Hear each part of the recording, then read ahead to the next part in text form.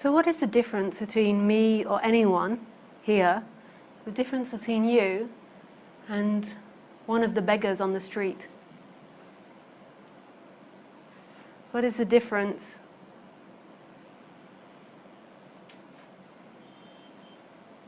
between us and the monkeys in the trees, us and the street dogs? Why is it that I have flowers and the beggars have nothing?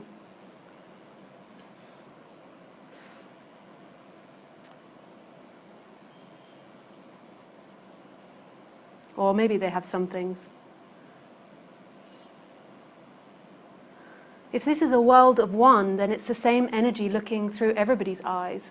So if you look at me, it's the same looking as on the street, as a beggar on the street, as a monkey in the tree, as a dog on the street. There is no difference. God is there too. So why has this form got these flowers? Why does this form get these flowers? Why does Ramana Maharshi get the flowers? If God's looking out of everybody's eyes, what's the difference between the person sitting next to you?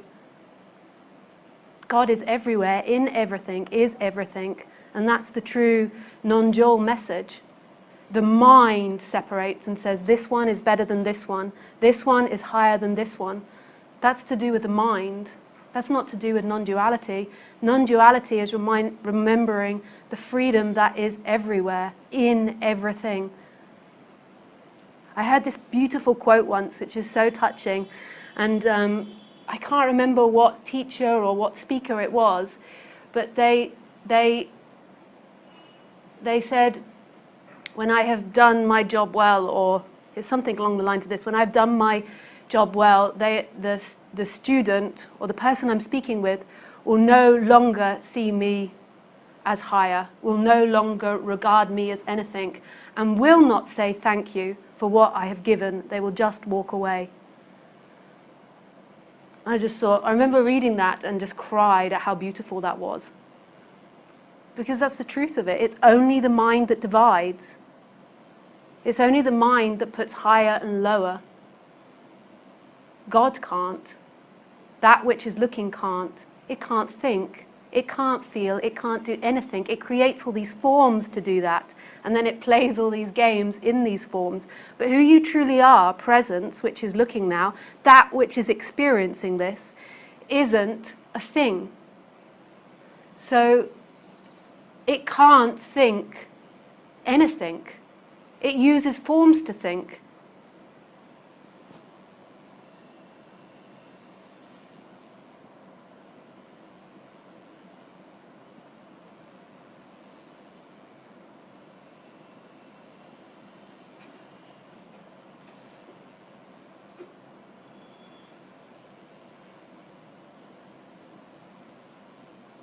Presence rejects nothing.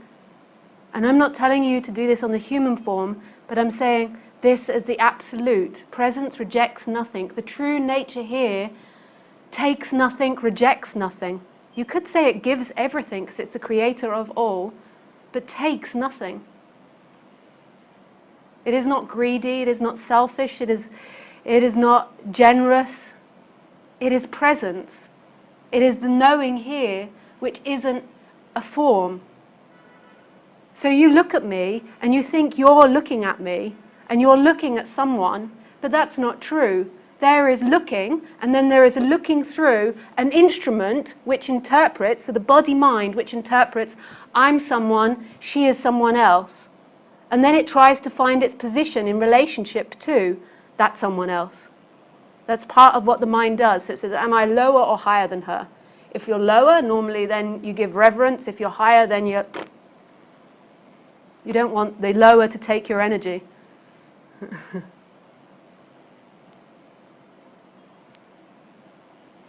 But presence has got nothing to do with that. What we're talking about, non-duality, is beyond all of that. It's a freedom that's so vast, and what non-duality is pointing to is an energetic movement back to that presence, to that freedom, which is right here. The presence isn't behind.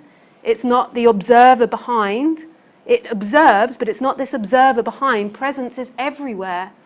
where you can't say that it's behind, because in order to say it's behind, you would be looking at it.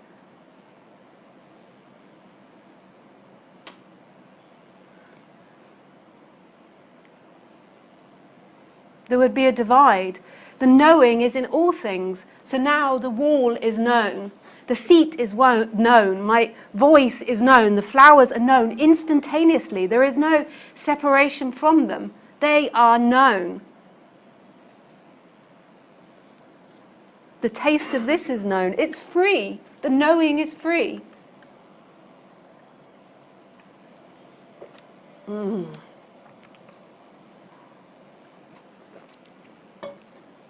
The smells of the incense is known.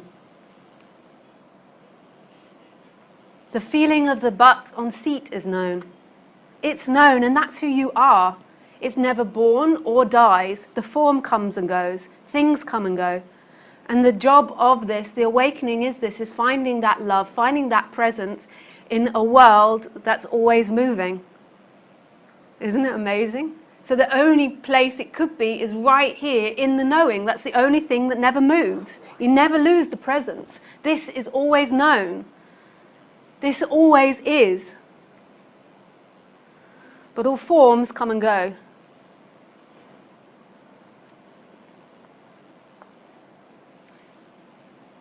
And this form is exactly the same as all other forms.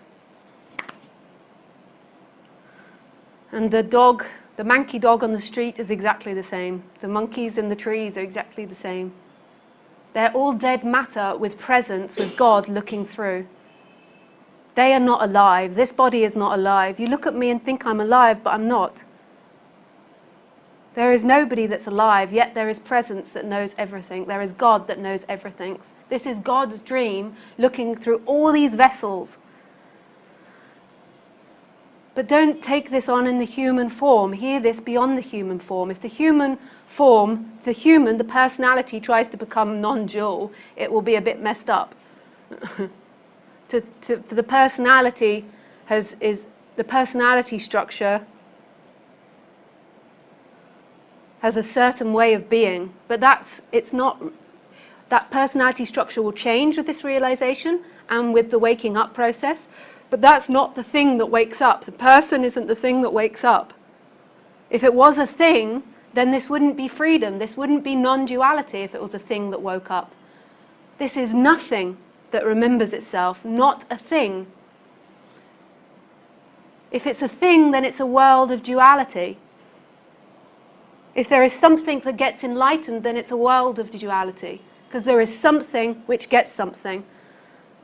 But the looking is always here, and what happens is that cloud of illusion begins to move. And then it's known that presence is everywhere and knowing itself, that God is everywhere, looking through all these forms at itself. That everywhere you look, everything you touch is yourself as that wholeness. Not as a person, but as that wholeness. It's so beautiful. It's absolute compassion.